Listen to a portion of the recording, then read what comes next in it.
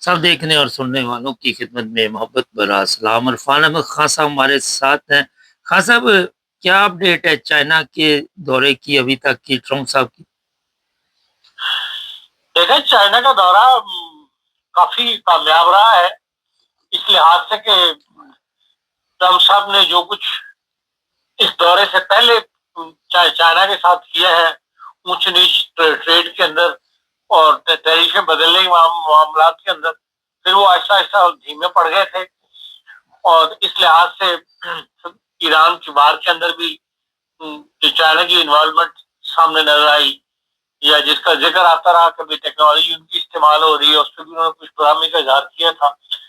لیکن اب یہ ہے کہ جو دورہ ہوا ہے اس کے اندر ایک تو یہ ہے کہ ٹرمپ صاحب کا لہر کافی دھیما رہا ہے۔ اس دورے سے کوئی ایسی توقع تو نہیں کی جا رہی تھی کہ وہ معاہدات کے اوپر دستخط ہوں گے یا کوئی میمو لکھا جائے گا، ایسی بات نہیں تھی۔ جو دنیا میں اس وقت برننگ پوائنٹس ہیں، ان کے اوپر دو بڑی طاقتوں کے سربراہان کی ملاقات ہونی تھی کہ بھئی آپس میں تبادلہ خیال کرنا تھا، یا آپس میں جو فیوچر کے اندر ان معاملات کو کیسے دیکھنا ہے، یہ ایک ڈسکشن والا دورہ تھا۔ کوئی معاہدے وغیرہ تو اس میں ہونے نہیں تھے، اور اس میں زیادہ تر آپ نے دیکھا کہ چین کے جو ٹرمپ صاحب کی زبان جو تھی اس میں خوش آمدانہ رنگ زیادہ پایا جاتا تھا، جبکہ چین کے صدر نے جو باتیں کی ہیں وہ دنیا کو مخاطب کر کے کی ہیں، یا دنیا کے حالات کو مد نظر رکھتے ہوئے کی ہیں، اور ان کا یہ کہنا کہ دنیا جو ہے ایک نئے موڑ پر کھڑی بھی ہے، اور دونوں طاقتور ممالک جو ہیں ان کے حکمران جو ہیں وہ ان کو پر تاریخ نے ایک بڑی اہم ذمہ داری ڈالی ہوئی ہے۔ اگر آپ اس فکرے کو ان کے حالات کے تناظر میں دیکھیں تو یہ بہت ایک امپورٹنٹ بات انہوں نے کی ہے، جس پر ٹرمپ صاحب نے کوئی ایسا تبصرہ نہیں کیا تھا، لیکن بہرحال انہوں نے توجہ دلائی ہے کہ بھئی ہم دو بڑی طاقتیں دنیا کی ہیں، اور ہم ہر لحاظ سے ہر معاملے میں ہماری طرف دیکھا جاتا ہے یا ہم دنیا کو کنٹرول کر سکتے ہیں۔ اور پھر انہوں نے کہا کہ دونوں ممالک کے جو مفادات ہیں وہ بہت زیادہ ہے اختلافات کی نسبت، مطلب اس سے دنیا کو یا ہمارے ممالک کو یا ہمارے ملکوں کے خطے کے عوام کو زیادہ فائدہ پہنچ سکتا ہے، بجائے سے کہ ہم اختلافات کی طرف جو ہے وہ جائیں جائیں۔ تائیوان یقیناً ایک وہ کہتے ہیں سب سے حساس معاملہ ہے، لیکن ہمیں اس معاملے میں بھی ایک دوسرے کا حریف نہیں بننا چاہیے بلکہ پارٹنر بننا چاہیے۔ تو یہ بہرحال ان کی بڑی سمجھدارانہ تقریریں کی جو ہے وہ کی گئی ہے۔ جہاں تک ایران کے معاملات ہیں اس میں انہوں نے کہا ہے کہ بھئی چائنا اس بات کو مانتا ہے کہ اپنا ہرمز جو ہے وہ کھلی رہنی چاہیے اور اس پر کوئی ٹیکس وغیرہ نہیں لگنی چاہیے، اس لیے کہ ظاہر بات ہے کہ چائنا بھی بہت بڑی وہ رستہ ہے چائنا کے جہازوں کے لیے، اور اگر ٹیکس لگنے شروع ہو گئے یا محصول لگنے شروع کر دیا تو چائنا بھی اس سے بہت بڑا متاثر ہوگا۔ پھر یہ ہے کہ بھئی ایران کو بعض ایٹمی ہتھیار نہیں ہونے چاہیے، یہ بھی ایک انہوں نے مطلب چائنا اس کے اوپر رضامندی ظاہر کی ہے۔ یہ دو یہ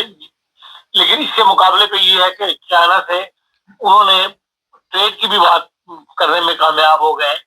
اب آپ دیکھیں کہ ایک طرف تو دونوں ایک دوسرے کے دشمن بنے ہوئے ہیں یا نظریاتی طور پر، لیکن ساتھ ٹریڈ بھی کر رہے ہیں۔ بہت بڑا ڈیلیگیشن لے کر گئے ہوئے تھے ٹرمپ صاحب بزنس مینوں کا، ان کی علیحدہ ملاقاتیں ہوتے رہی ہیں۔ پھر ٹرمپ صاحب نے 200 طیارے جو ہے بوئنگ کے وہ بھی بیچی ہیں، وہ بھی چائنا خریدنے پر تیار ہو گیا ہے۔ یہ باتیں جو ہیں یہ ہمارے تھرڈ دنیا کے لیے بھی ایک مثال کے طور پر ہے کہ ہم بھی کشمیر کا مسئلہ لے کے بیٹھے ہوئے ہیں، لیکن یہ ہے کہ ہم اس حد تک دشمنی میں آگے بڑھے ہوئے کہ ہم نے لہسن پیاز اور ٹماٹر بھی لینے ہو تو وائد دبئی جو ہے وہ ہمیں امپورٹ کرے مینج پڑتے ہیں، جبکہ پنجاب سے ڈائریکٹ ہم نے پورٹ بھی بنائی، کرائی پورٹ جو ہے بہت بڑی کروڑوں روپے لگا کے لاہور میں بنائی تھی، لیکن اس کا استعمال نہیں ہو سکا۔ تو یہ لوگ ٹریڈ بھی ساتھ کرتے رہتے ہیں اور اپنی جو موقف ہے یا اپنی جو ایک اخلافی مسائل ہے ان کو بھی ساتھ لے کے چلتے رہتے ہیں۔ تو بہرحال اس لحاظ سے چین کا دورہ جو ہے وہ آپ کہہ سکتے ہیں کہ دونوں ممالک نے کا ملنا جو ہے وہ بہت اچھا ثابت ہوا، اور اب سپٹمبر میں 24 سپٹمبر کو چائنا کے صدر کو بھی دعوت دی ہے انہوں نے، جو یونائیٹڈ اقوام متحدہ کے اجلاس میں جاتے ہیں کہ وہ وہاں پر چین امریکہ کا سرکاری دورہ کریں. اور دوسری اہم بات جو ہوئی ہے وہ برکس کا ہے. کل کے 24 گھنٹے کے دوران جو برکس کی، جس میں برازیل، روس، بھارت، چین، جنوبی افریقہ، مصر، ایتھوپیا، ایران، سعودی عرب، متحدہ امارات، انڈونیشیا، یہ تمام وہ ممالک ہیں جو ان کی معیشت جو ہے وہ اٹھ رہی ہے، یا کہا جا رہا ہے کہ یہ آگے صنعتی ممالک بننے والے نمایاں ہو کر سامنے آئیں گے. ان کا اجلاس تھا، اس کے اندر کسی اور نے تو ایسی طرح میں بات نہیں کی، لیکن ایران نے بہرحال کی تقریر جو ہے ایرانی وزیر خارجہ کی، اس میں انہوں نے اپیل کی ہے کہ بھئی آپ سب کو ہمارا ساتھ دینا چاہیے. جو ہمارے ساتھ اسرائیل اور امریکہ نے زیادتی کی ہے اس میں ہمارا ساتھ دیں، لیکن کوئی ایسی جوابی تقریر میں اس کا کوئی ایسا ذکر نہیں آیا. پھر یہ ہے کہ متحدہ امارات کے بارے میں بھی انہوں نے کچھ تھوڑے سخت الفاظ استعمال کیے کہ بھئی انہوں نے کھل کر اسرائیل کے ساتھ ہمارے ساتھ دشمنی کی ہے اور اسرائیل کا ساتھ دیا ہے. تو اس کا جواب میں کوئی متحدہ امارات کے جو وزیر خارجہ ہیں انہوں نے اپنی تقریر میں کوئی اس کا ایسا ذکر نہیں کیا. لیکن ابھی تک بہت محتاط تقریریں ہوئی ہیں کل اس میں، اور کسی نے بھی کھل کر ایران کی جو ہے وہ مدد نہیں کی. غالباً شاید امریکہ سے جو ہے وہ کوئی ایسا نیا جھگڑا کھڑا کرنا چین نہیں چاہتے. لیکن اس سارے معاملے میں جو ایک نئی ڈیولپمنٹ سامنے آئی ہے، اس پر اب مطلب مغربی اخبارات بھی لکھ رہے ہیں، مغربی بصرین بھی اس کو پسند کر رہے ہیں، وہ یہ ہے کہ سعودی عرب نے ایک تجویز دی ہے کہ بھئی جس طرح 1975 کے اندر ہیلسنکی ایکارڈ ہوا تھا سر جنگ کے دوران، جس میں رشیا، امریکہ اور یورپین ممالک نے آپس میں سائن کیے تھے کہ بھئی ہم جنگ نہیں کریں گے اور پیٹ کو مطلب بڑھائیں گے آپس میں، معیشت کو ایک دوسرے کی، اور لڑائی کی طرف ہم نہیں جائیں گے. تو وہ چاہتے ہیں کہ بھئی خلیجی ریاستوں کے درمیان یہ جو وار ہوئی ہے، حالیہ وار، اس نے ایک جو نقصان کیا سب کیا، لیکن خلیجی ممالک کو آپس میں پھاڑ دیا ہے اور ایک دوسرے کے ہم خلاف ہو گئے ہیں، یا ہمارے درمیان دشمنی کی بنیاد پڑ گئی ہے. تو وہ یہ کہتے ہیں کہ بھئی ایک ایسا جو ہے ہیلسنکی ہے وارڈ ٹائپ کی دستاویز جو ہے وہ ہم سب خلیجی ممالک مل کر سائن کر دیں، جس میں اب سعودی عرب تو نمایاں ہو گئی، لیکن عرب امارات اور ایران جو ہے وہ بھی ساتھ ہو اور باقی خلیجی ممالک بھی ساتھ ہوں. لیکن مغربی مبصرین یہ کہتے ہیں کہ جب تک یہ اسرائیل کو ساتھ نہیں رکھیں گے اس وقت تک یہ معاملہ کامیاب نہیں ہوگا، کیونکہ بعض ممالک خلیج کے بہت زیادہ آگے بڑھ چکے ہیں اسرائیل کے ساتھ تعلقات کے دوران، اور اسرائیل پھر ان کو ان کے خلاف استعمال کرے گا بیک گراؤنڈ کے اندر. تو بہتر یہ ہے کہ اسرائیل کو بھی اس کے اندر شامل کیا جائے تاکہ اس خطے کے اندر جو ہے ایک مستقل امن جو ہے وہ پیدا ہو جائے. اور پھر یہ ہے کہ اگر یہاں رہتا ہے یہ کر بھی لیں اسرائیل کے بغیر، تو لبنان میں حزب اللہ اور غزہ میں حماس اور جنوبی افریقہ کے علاقوں پہ جو اسرائیل نے قبضہ کیا ہوا ہے، وہاں پر ہمیشہ انریسٹ کی کیفیت جو ہے وہ رہے گی، جس کا افیکٹ جو ہے ان کے اوپر بھی پڑے گا. تو پسند کیا جا رہا ہے سعودی عرب کی تجویز کو، لیکن ساتھ یہ بھی وہ کہہ رہے ہیں کہ اس میں اسرائیل کو بھی اگر آپ لوگ شامل کر لیں تو پھر یہ ایک خطے کے اندر مستقل امن کی جو ہے وہ بنیاد پڑ جائے گی، یا یہ کہ آپس میں جو خلیجی ممالک کے درمیان حائل ہو رہے فاصلے بڑھ رہے ہیں وہ کم از کم کم ہو جائیں گے. اس کے علاوہ بھی ایک تجویز جو مغربی دنیا بتا رہی ہے، پاکستان نے اس کا کوئی ذکر نہیں کیا، وہ یہ کہتے ہیں کہ سعودی عرب، پاکستان، ترکی اور مصر یہ مل کے بھی ایک پاکستان یہ کوشش کر رہا ہے کہ جس طرح سعودی عرب کے ساتھ انہوں نے ایک دفاعی معاہدہ کیا ہوا ہے، ایسا ایک معاہدہ جو ہے وہ پاکستان، ترکی اور مصر جو ہے وہ بھی اس میں شامل مطلب کر لے، پاکستان اور سعودی عرب یہ چار ممالک جو ہیں، تاکہ اگر کبھی بھی خلیجی ممالک کے درمیان کوئی ایسی اختلاف پیدا ہو یا کوئی لڑائی کا پیدا ہو تو پھر یہ چاروں ملک جو ہے مل کے ان میں صلح کی کوشش کرے اور اس بات کو آگے بڑھنے سے جو ہے وہ بڑھا دیں اور اس کو آگے مطلب بڑھنے نہ دیا جائے. تو یہ پاکستان نے ایک تجویز پیش کی ہوئی ہے. پھر اسی طرح ایک کوشش یہ بھی کی جا رہی ہے کہ بھئی قطر اور ترکی جو ہے ان کے ساتھ بھی ایک ایسا معاہدہ جو ہے وہ اگر وہ کامیاب نہیں ہوتا تو ترکی اور قطر کے ساتھ ایسا معاہدہ جو ہے پاکستان کرنے میں کامیاب ہو جائے. یہ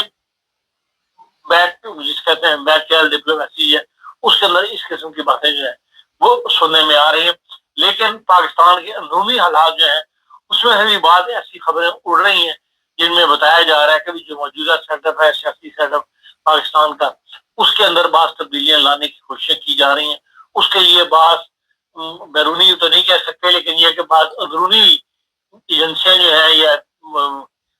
ایسے ادارے متحرک ہیں جو پاکستان میں تبدیلی لانا چاہتے ہیں. اس کی بیک گراؤنڈ کیا ہے, آیا ملٹری اسٹیبلشمنٹ اور موجودہ سیٹ اپ کے درمیان کچھ اختلافات پیدا ہوئے ہیں. ابھی تک جو ہے تو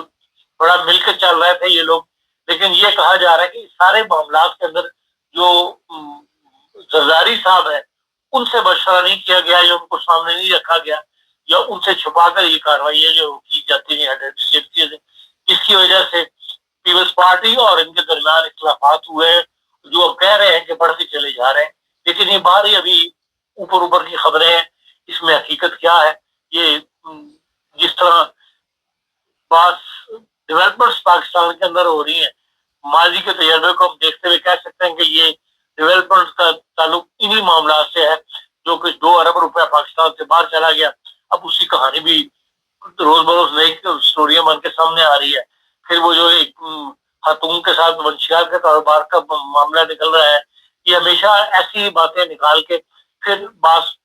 اداروں پر یا بعض افراد کے اوپر ہاتھ ڈالا جاتا ہے جس میں لازمی سیاستدان بھی شامل ہوتے ہیں, کیونکہ فائلیں سب کی بناتی رہتی ہے اسٹیبلشمنٹ. تو اب ایسے حالات بھی نمایاں ہو رہے ہیں پاکستان کے اندر. تو ممکن ہے کہ بھائی جو ہے جس طرح تعریفیں کی جا رہی ہیں ٹرمپ صاحب کی طرف سے, پاکستان کے اندر پھر کوئی ایک نئی تبدیلی جو ہے وہ آپ کو نظر آئے. خاصا وہ جو پنکی پکڑی گئی اس کے بعد جو لسٹ ہے اس میں تو سیاستدان بھی ہیں, اداکاریں بھی ہیں اور بڑے بڑے نام آ رہے ہیں. تو آپ نے جو بات کی یہ تو بالکل درست ہے کہ فائل تیار ہوتی ہے اور اس کو گرفتار کیا, ایسے موقع پہ گرفتار کیا گیا. زرداری صاحب سلنڈر کر دیں گے آرام سے, کیونکہ ان کو مجبور کیا جا رہا ہے کہ 28ویں جو ترمیم ہے اس کے ذریعے زرداری صاحب کی چھٹی ہونے والی. دیکھیں 28ویں ترمیم جو ہے نا وہ اصل میں تو 18ویں ترمیم جو ہے اس کو ختم کرنا چاہتے ہیں. جب 8ویں ترمیم کی گئی تھی وہ زرداری صاحب نے ہی کروائی تھی ان کے پہلے دور کے اندر, جس کے اندر سارا جو اختیار ہے وہ بعض صوبوں کو دے دیے, بعض محکمے بعض منسٹریاں جو ہیں وہ صوبوں کو دے دی گئی تھی, اور پیسے کا جو زیادہ پیسہ صوبوں کے پاس چلا گیا تھا. اس سے پہلے یہ ہوتا تھا کہ مرکز کے پاس پیسہ آتا تھا, مرکز جو ہے وہ پیسہ تقسیم کرتا تھا. اب اس ترمیم کے بعد اسٹیبلشمنٹ کو ہمیشہ یہ شکوا رہا ہے کہ ان کے معاملات ڈیلے ہو جاتے ہیں کہ مرکز کے اندر پیسہ موجود نہیں ہوتا.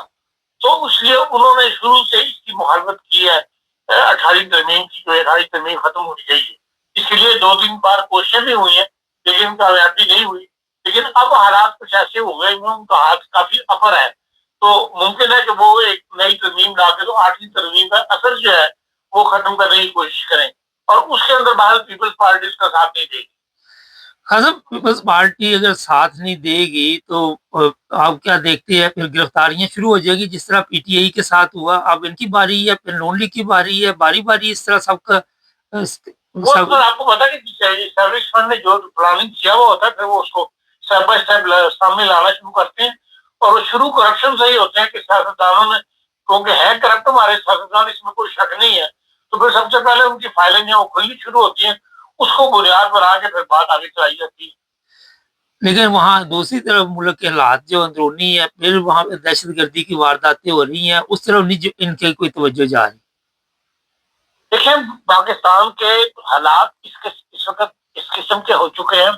کہ وہاں پر بڑی سخت ایک اسٹرانگ حکومت کی ضرورت ہے, چاہے وہ سیاسی ہو چاہے وہ ملٹری کی ہو, چاہے, لیکن حالات اس قسم کی طرف جا رہے ہیں کہ بہت سخت ایک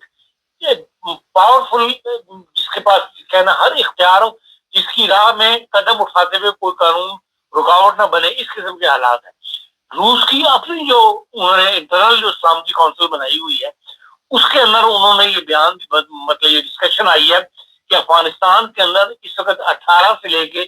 23,000 تک دہشت گرد موجود ہے، اور جو 20 گروپ ہیں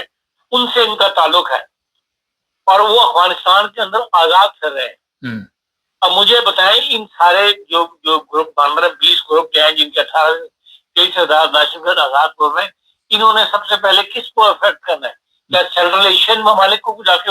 ریٹ کریں گے، یا وہ افغانستان کے اندر آپ کا خیال ہے گڑبڑ کریں گے؟ ظاہر بات ہے کہ یہ کوئی تیاری کی کوئی ہے جو ان پاکستان کی سرحدوں کے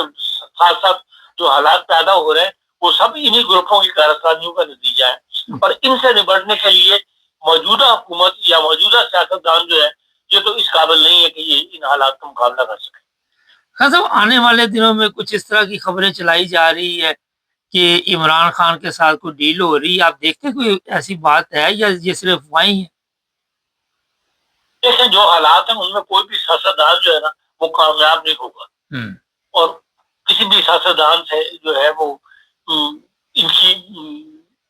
جس طرح ملٹری اسٹیبلشمنٹ ہر چیز اپنے ہاتھ میں رکھنا چاہتی ہے وہاں کہیں نہ کہیں اختلاف جو ہے وہ سیاستدانوں سے پیدا ہو جاتا ہے۔ اس لیے ممکن ہے کوئی ایسی کوشش کی جا رہی ہو کہ بھئی ملٹری کا بندہ جو ہے وہ کسی طریقے سے ایسی قانون سازی کر کے جو ہے وہ سارا اختیار جو ہے ملٹری کے ہاتھ میں آ جائے۔ جی خان صاحب، کل جو لاہور ہائی کورٹ باہر ہے اور بھی جگہ سے ہمارے پاس اطلاع ہے، جو یہ آپ کی خیبر پختونخوا کی ہے، وہاں پہ باقاعدہ طور پہ انہوں نے ایک درخواستیں دی آئی جی کو، اور اس پہ لکھا گیا ہے کہ جو عید کے دن ہے ان دنوں میں احمدی جو ہیں وہ نماز نہیں پڑھ سکتے باجماعت، نہ ہی وہ قربانی کر سکتے ہیں، اور اگر کسی جگہ سے ایسی شکایت ہوگی تو ان کی گرفتاری کی جائے۔ کیا دیکھتے ہیں یہ پڑھے لکھے لوگ جو ہیں، چلو علماء کو تو آپ کہہ سکتے ہیں کہ وہ ایک چورن بیچ رہے ہیں ختم نبوت کا، مگر یہ تو وہاں کے میرا خیال تھوڑے بہت سلجھے ہوئے لوگ ہوتے ہیں، ان میں کیوں نہیں شعور آج تک آیا؟ دیکھیں یہ بدقسمتی ہے کہ جو لا ایسوسیشن جتنے بھی ہیں ہماری ان کے اندر ختم نبوت کے گروپ بن گئے ہوئے ہیں، انہوں نے ہر جگہ اپنے بندے جو ہیں وہ بنا لیے ہیں لا ایسوسیشن ختم نبوت والے، یہ پھر جا کے پریشر ڈالتے ہیں پنجاب بار کونسل کے اوپر، یہ جتنی بھی ان کی ایسوسیشن بنی ہوئی ہے، اسلام آباد ہائی کورٹ ہوگی، پنجاب ہائی کورٹ ہوگی، Lahore high court bar association ہوگی، ان میں جا کے پھر وہ ان کے جو عہدیدار ہیں وہ اس پریشر میں اس درجہ سری میں پڑھنا نہیں چاہتے، تو وہ ان کی وجہ سے ایسے لیٹر جو ایشو کر دیتے ہیں۔ پریکٹیکلی تو مطلب ہونا تو ایسا نہیں چاہیے، ظاہر ہے کہ جب ایک انسان قربانی کرنا چاہتا ہے یا اس کے لیے ان معاملات کے اندر جو ہے ان کو مداخلت نہیں کرنی چاہیے، لیکن یہ ہے کہ اپنے سر سے بلا اتارنے کے لیے آ کے ختم نبوت کا جو مولوی ہے یا ختم نبوت لا ایسوسیشن والے ان کو ووٹ نہیں دیتے، تو اس لیے اس قسم کے اقدامات اٹھا دیے جاتے ہیں۔ یہ ایک ہفتہ بہرحال ایک ایم جے کمیونٹی کے لیے سخت وقت ہوتا ہے جو ان کو ہر سال جو ہے وہ فیس کرنا پڑتا ہے، اسی کا ماحول جو ہے دوبارہ سے گرم کیا جا رہا ہے، اور یہ پچھلے سالوں کی طرح پھر بھی وہی کہانی جو ہے وہ یقین دہرائی جائے گی۔ اس کا مطلب یہ کہ یہ جو وکلاء ہیں یہ بھی اسی طرح اپنا سسٹم چلا رہے ہیں کہ ووٹ کے لالچ میں جو ان کو کہا جاتا ہے وہ کر دیتے ہیں۔ دیکھیں اس میں کوئی شک نہیں، وہ دل سے نہ بھی چاہتے ہوں، لیکن یہ ہے کہ وہ اپنا ووٹ لینے کے لیے ختم نبوت لا ایسوسیشن کے ممبروں کا ووٹ حاصل کرنے کے لیے وہ ان کا ساتھ دے دیتے ہیں، وہ چٹھی سائن کر کے دے دیتے ہیں۔ جو مجھے پتا لگا وہ چٹھیاں لکھتے بھی جو ہیں وہ یہ لا ایسوسیشن ختم نبوت لا ایسوسیشن والے ہی ہیں، اور وہ ان سے سائن کروا کے تو وہ واٹس ایپ پہ سوشل میڈیا پر ڈال دیتے ہیں۔ ہاں صاحب، پہلے تو یہ تھا کہ قربانی پہ اعتراض صاحب یہ بھی لکھ دیا گیا کہ یہ باجماعت نماز نہیں پڑھ سکتے اس ٹائم میں،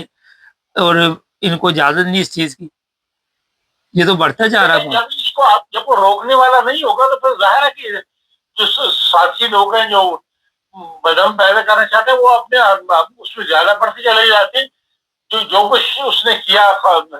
ساتھ ریزی نے وہ ایک دن میں تو کھل کے ایسے نہیں آ گیا تھا، اسی لیے کہ جب اس کے راستے میں کوئی رکاوٹیں نہیں آئی وہ آگے بڑھتا چلا گیا۔ یہی حال ختم نبوت والوں کا ہے کہ ان کو روکنے والا کوئی نہیں ہے، نہ جہاں پولیس افسر کو سختی دکھا دیتا ہے وہاں کامیاب ہو جاتی، وہاں یہ رکاوٹیں کھڑی ہو جاتی ہیں کہ معاملات میں جو یہ چاہتے ہیں وہاں پورا نہیں ہوتا۔ اور جہاں کوئی نظرسری نہیں لیتا یا ان کا ساتھ دے دیتا ہے وہاں پھر بالکل اور ایم یو کی سختی آ جاتی ہے وہاں پر. اچھا سعد رضوی کی آپ نے بات کی، کل لاہور ہائی کورٹ نے ان کے بران گرفتاری جاری کیے ہیں کہ ان کو مفرور قرار دے دیا گیا، کیا دیکھتے کدھر گئے وہ؟ پتہ نہیں گئے تھے جنہوں نے مرید کے میں ایکشن کیا تھا انہیں کو پتا ہوگا، وہی لے کے گئے تھے اس کو. بہت شکریہ خان صاحب. اچھا اچھا جی، وہ جو مرید کے والا کیس تھا نا، اس میں جو مزے کی بات ہے وہ آفیسر تو مر گیا میرے خیال جس نے آپریشن کیا تھا، اس کی تصویریں وغیرہ سوشل میڈیا پہ آ رہی تھی، لیکن پتہ نہیں لے بھی خود گئے اور خود ہی فرانٹ جاری کرا دیے. یار کیسا ملک ہے، ایسا ملک آپ کو کہیں ملنا دنیا میں؟ کبھی بھی نہیں ملے گا آپ کو. چینل کو سبسکرائب کر لے، جڑے رہے ہمارے ساتھ.